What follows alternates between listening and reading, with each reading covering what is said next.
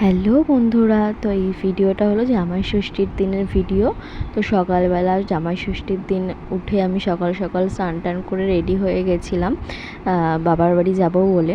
তো এদিকে আমি শাড়ি টাড়ি পরে রেডি হয়ে গেছি, আর ওদিকে বরমশাইও রেডি হয়ে গেছে জামা টামা পরে। তো আমরা রেডি, এবার আমরা বেরোবো। তো বেরিয়েও পড়েছি। আর সেদিনের ওয়েদারটা ছিল খুবই গরম, রাস্তা দিয়ে খুবই গরম, মানে হাওয়া বইছিল।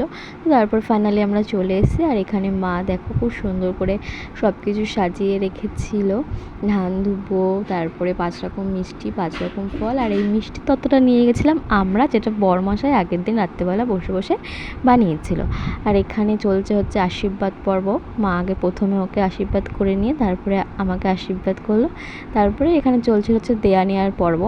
তারপরে আমি বসে গেছিলাম এখানে একটু লুচি আর ঘুগনি খেতে সকালবেলা। আর এটা হলো আমার কাকার ছেলে, ছোট কাকার ছেলে, ছোট, খুবই পাকা। এইটুকু হলে কি হবে, খুবই পাকা।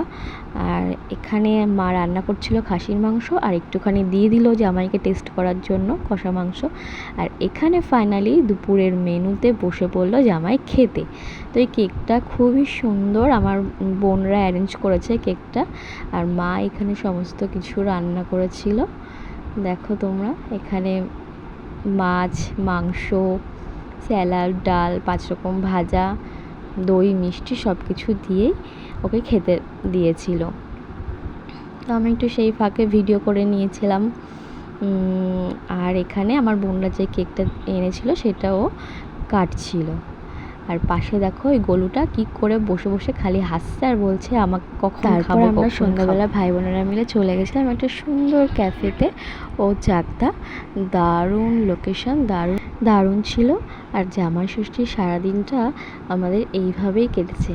টাটা, আবার দেখা হবে অন্য কোনো একটা ভিডিওতে।